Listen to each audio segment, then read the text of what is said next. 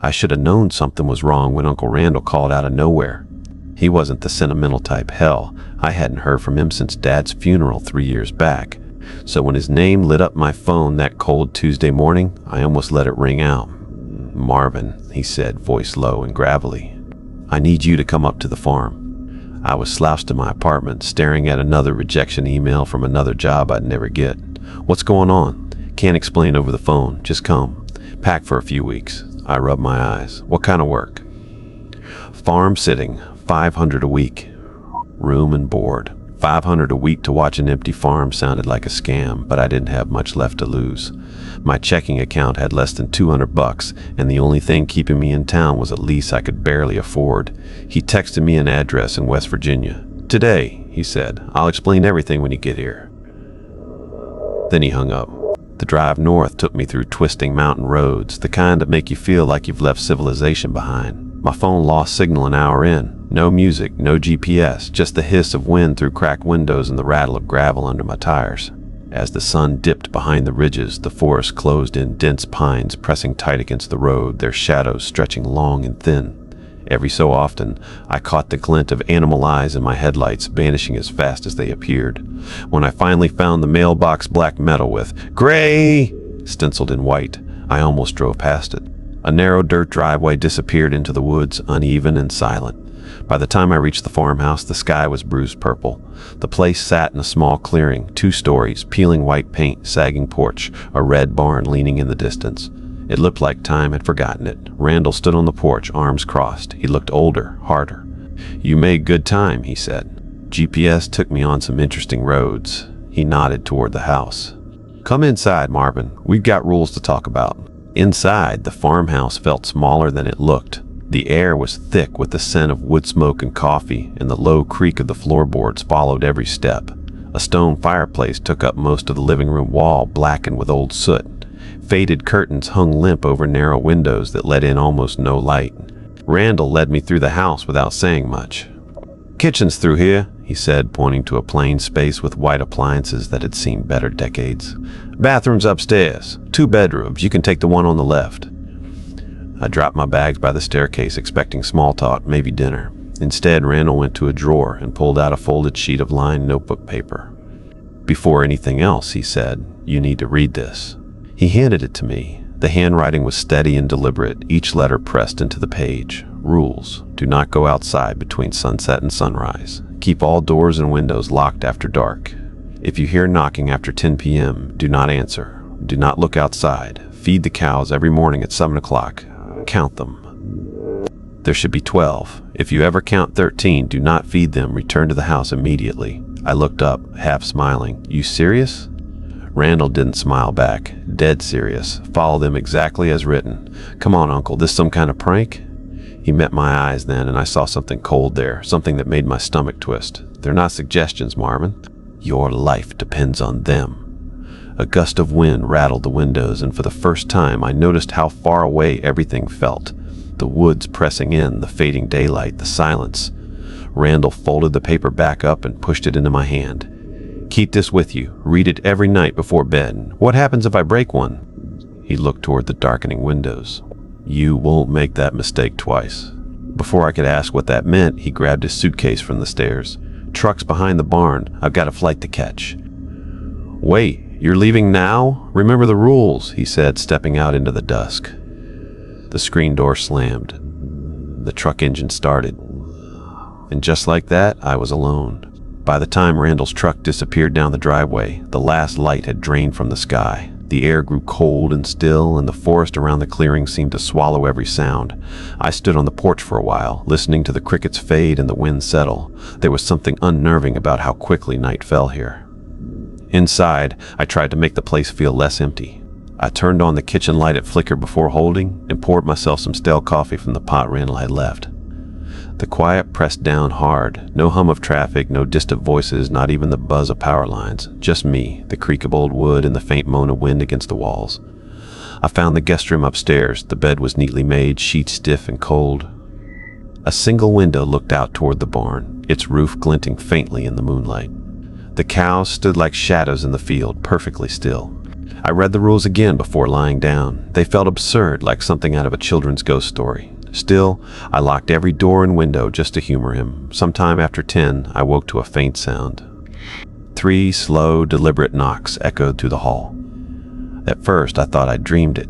I sat up, heart thudding, and listened. Another knock closer this time, like it came from the front door. I reached for my phone, forgetting I had no signal. My instinct was to look through the window, but my eyes caught the folded paper on the nightstand. Rule 3. If you hear knocking after 10 p.m., do not answer. Do not look outside. My mouth went dry. I stayed perfectly still, holding my breath. The knocking came again, softer now, followed by something worse, a slow scraping, like fingernails against the wood. Then silence. The air in the room felt heavier, pressing against my chest. I waited for what felt like an hour before I finally lay back down, staring at the ceiling.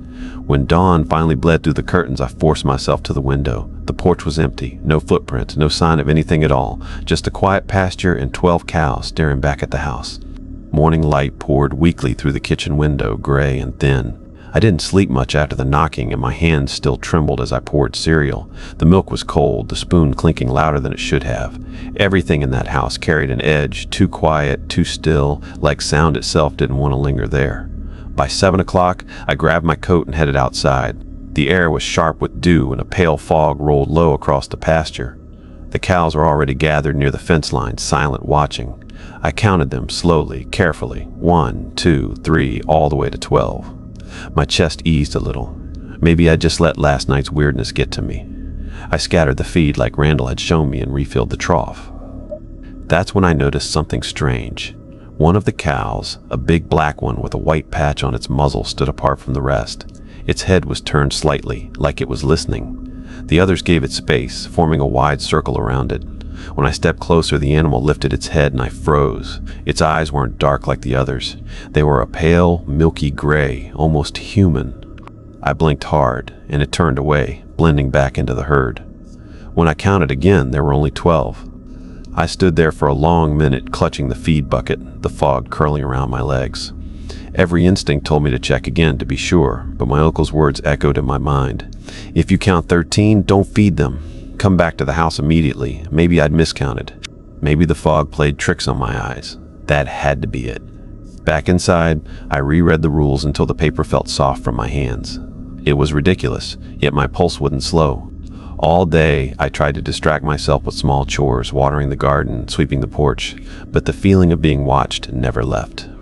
Every time I looked toward the pasture, the cows were facing the house, perfectly still, as if waiting for something. That night, I locked every window twice. And still, when the clock struck 10, the knocking began again, 3 times, slow and patient. The knocks came like before, 3 slow raps that seemed to crawl up the walls. I sat frozen at the kitchen table, every muscle locked. The clock read 10:15. Outside, the night pressed against the windows like a heavy hand. I didn't move. I didn't breathe. Then came the sound of hooves, soft, deliberate steps in the dirt just beyond the porch. My first thought was the cows, but something about the rhythm was wrong. Too slow, too heavy. Each step made the window pane tremble. The sound circled the house once, scraping along the siding as it passed. Then silence again. I waited nearly an hour before daring to stand. My legs were weak, my breath shallow. I glanced toward the front door and stopped cold. The bottom edge of the doorframe was wet, a thin smear of mud streaked with something darker, almost black. When morning came, the air outside was damp and sour like rot after rain. I followed the muddy prints down the porch steps. They weren't shaped like hooves, not really. Too long, too narrow, like something trying to be a hoof but not quite managing it. They led all the way to the pasture fence and stopped there. The cows were bunched tight in the far corner, restless, shifting in place. I counted again. 12. Relief washed over me for a moment until I noticed the gate hanging open. I could have sworn I'd latched it the night before. A single trail of prints led beyond the fence, into the trees. The ground there was dark, almost scorched. The fog hadn't lifted yet, and the forest beyond looked deeper, thicker than it had any right to. Something rustled among the pines, a faint lowing that didn't sound like any cow I'd ever heard, drawn out and wrong, like a voice stretched too thin. I slammed the gate shut and bolted back to the house. Every step I took, I felt that sound following me, crawling under my skin. Back inside, I locked every door, every window, even the cellar hatch I hadn't noticed before. When night fell again, I didn't wait for the knocking. I heard breathing on the other side of the wall. Sleep became impossible after that night. Every creak of the house, every sigh of wind through the eaves made my pulse spike. By dawn, my eyes burned from exhaustion. I told myself I'd check the barn just to make sure everything was normal, to feel like I still had some control. The air outside was colder than before, heavy with mist. The cows stood near the fence again, staring toward the barn this time. Their silence felt wrong, almost reverent. The big red doors groaned as I pushed them open. The smell hit me first. Hay, manure, and something sour beneath it like spoiled meat. Sunlight filtered through the gaps in the boards, making thin beams of dust and shadow. I took slow steps past the stalls, counting out loud. 1, 2, 3, until I reached 12. All the cows were there, calm, unmoving. Still, something in their eyes seemed off-glassy, distant, like they were watching something behind me. That's when I heard it. A voice, whispering. It came from deeper inside, low and wet, like someone talking through water. I froze, straining to catch the words. Marvin! The sound of my name nearly made me drop the bucket. It wasn't loud, just enough to make my blood run cold. Who's there? I shouted, forcing my voice to sound steady. The barn swallowed the sound whole. No answer, just the quiet shuffle of hooves and that faint rhythmic dripping from somewhere near the back. I followed it despite every part of me screaming not to. There, half hidden behind a stack of hay bales, was the old cellar door built into the floor. The metal ring handle was slick with dark mud, or what I hoped was mud. The whisper came again, clearer this time, just beneath the floorboards.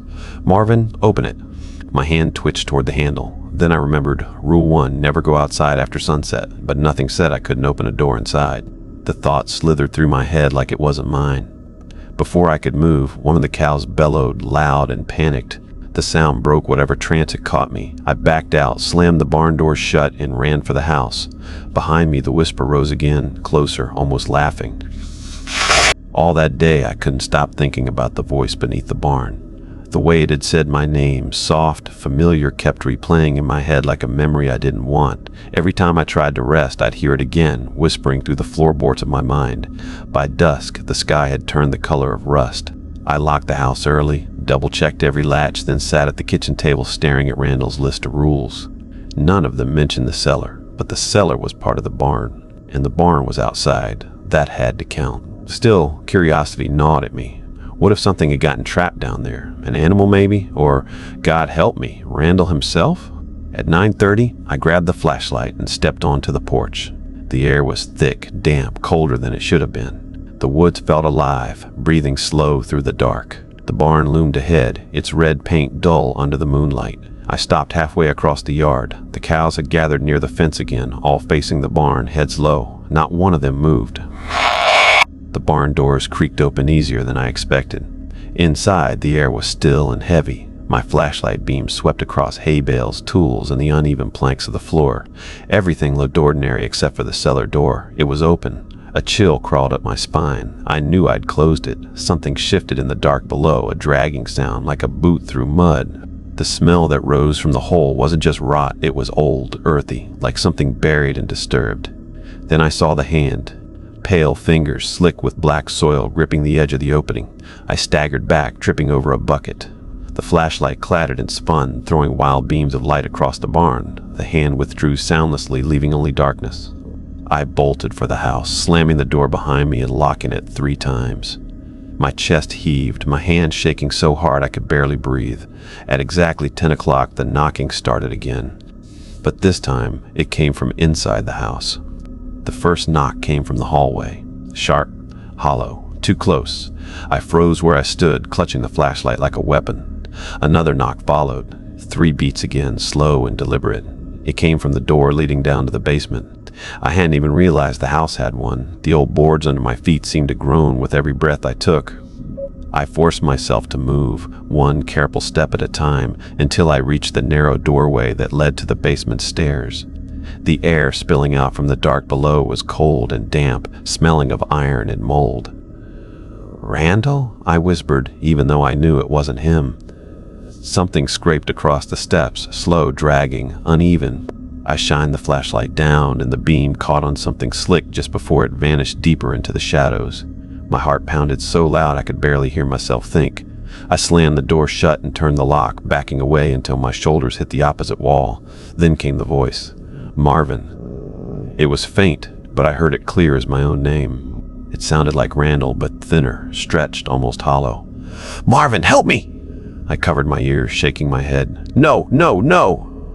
The voice didn't stop. It slid beneath my thoughts, threading through every crack of silence. Then something new. A sound behind me. A wet breath right by my ear. I spun around. Nothing there. The flashlight flickered once, twice, then steadied. The house was empty, but the air felt thick, charged with something alive. The knocking started again from all around this time. Walls, ceiling, even the floor. It wasn't loud, but it was everywhere, crawling under my skin. I ran upstairs and barricaded my bedroom door with the dresser. The voice followed, whispering through the keyhole now. "You let it out, Marvin." "You shouldn't have gone near the barn." I pressed my back to the wall, shaking. The paper with the rules lay on the nightstand. The ink looked darker somehow, like it had soaked up the fear in the room. Outside, the cows began to bellow low, terrified, one after another, until it became a single, endless scream. Morning came in a gray blur. I didn't sleep. Every noise, every creak had left me on edge, shaking, staring at the walls as though they might reach back. The sun rose, but it did nothing to calm the air. The forest outside seemed to press closer, heavier. I forced myself into the kitchen. Randall's rules still lay on the nightstand, neat and unreadable. The coffee tasted bitter and metallic. By 7 o'clock, I stepped outside. The cows were at the edge of the pasture, heads down, 12 as always. Relief washed over me, shaky and uncertain. I grabbed the feed and counted again. 1, 2, 12. Still 12. I fed them. Every time I looked at them, I felt eyes following me, deep in the shadows of the tree line. I was halfway back to the house when I saw it. A black shape at the edge of the pasture. It wasn't a cow, not really. Its form was familiar but wrong. Larger, darker, taller than any cow I'd ever seen. Its eyes, gray, glassy, were fixed on me. A chill ran through my blood. I took a cautious step closer. The shape shifted. Its limbs moved unnaturally, bending at angles that made my stomach turn. And then I counted. 13. I froze. The 13th cow hadn't been there yesterday. I remembered Randall's words. "If you count 13, don't feed them. Come back to the house immediately." My legs refused to obey. My mind screamed to run, but I stood frozen, staring. The 13th cow, or whatever it was, tilted its head and a low, wet sound vibrated in my chest. The other cows didn't react. They simply watched. I stumbled backwards, spilling the feed.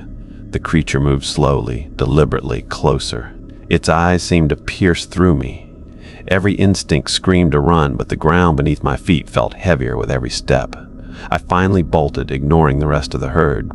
The farmhouse loomed ahead, its white paint dull in the morning light. I slammed the door behind me and locked it, my hands slick with sweat. For the first time, I understood. The rules weren't suggestions. They weren't just precautions. They were survival, and the 13th cow had returned. I didn't sleep that night. Not really. Every creak of the old farmhouse, every rustle outside sounded like the 13th cow moving closer. My fingers clutched Randall's rules so tightly that the paper had wrinkled under my grip. I read them again, line by line, trying to convince myself that following them was enough. The sun hadn't yet risen when a faint knocking began, not at the front door, not the barn, but from the upstairs window. Slow, deliberate, patient. I held my breath. By 7 o'clock, I forced myself outside, feed bucket in hand. The other cows were calm, grazing, staring at the barn like nothing had happened. 12, I counted over and over. Relief. But at the edge of the pasture, the fog shifted, revealing the black shape. 13. It didn't move at first, just watched, its pale gray eyes glinting in the morning light. Every instinct screamed to obey Randall's rule. "Don't feed it, come back inside immediately." But my legs were frozen, rooted in fear and disbelief. Then I heard it, my uncle's voice, low, distant, but unmistakable. "Marvin, don't feed it!" I jumped, spinning around, but there was no one. The woods pressed closer. My chest tightened as the sound of wet dragging came from beyond the tree line. The thing, whatever it was, stepped closer, unnatural limbs bending the wrong way. Its head tilted toward me, wet breath misting in the cold morning air. I stumbled backward, tripping over the bucket, my stomach lurching. Inside the house, I slammed the door, pressed myself against it. The 13th cow scratched at the siding, low growls vibrating through the floorboards. The other cows watched silently, obedient, unmoving. I held the folded rules to my chest, praying the words were enough. For the first time, I realized Randall hadn't left me the farm because it was empty, because it was quiet. He had left it because it was alive and hungry, and if I didn't follow the rules perfectly, I would become part of it. By mid-morning, the 13th cow retreated into the fog. I counted the others again, 12. Relief flooded me briefly, but I knew it was only temporary. Something out there waited, something patient, something that would return. That night, I lit candles and reread every word of Randall's list. I whispered the rules aloud over and over like a prayer. Because I understood now, the rules weren't just warnings. They were the thin line between living and disappearing into the woods forever. The night came fast, heavy with fog and the smell of damp earth. I barely slept, my mind replaying every whisper, every unnatural sound from the barn. When the clock ticked past 10, the knocking returned, faint but deliberate, circling the house like some living thing. I stayed in the kitchen, flashlight trembling in my hand. The rules were clear. Don't look, don't answer, stay inside. But I heard it, breathing, dragging, a low, wet, scraping sound coming closer, closer from the barn toward the house. I panicked. My mind screamed to run, to escape the farm entirely, but the driveway led only into the suffocating dark of the woods. I grabbed Randall's folded rules and shoved them into my pocket. My hands were slick with sweat, teeth chattering. Then I heard it. A bell, faint, jangling, though there was no bell in sight. I bolted for the door, ignoring the rule about being outside after dark. The porch was slick with dew and the forest seemed alive, pressing closer with every step. The sound followed me, echoing between the trees, a wet dragging and breathing that wasn't animal. The 13th cow appeared suddenly, stepping into the moonlight, grotesque and towering, eyes milky gray, limbs bending at impossible angles.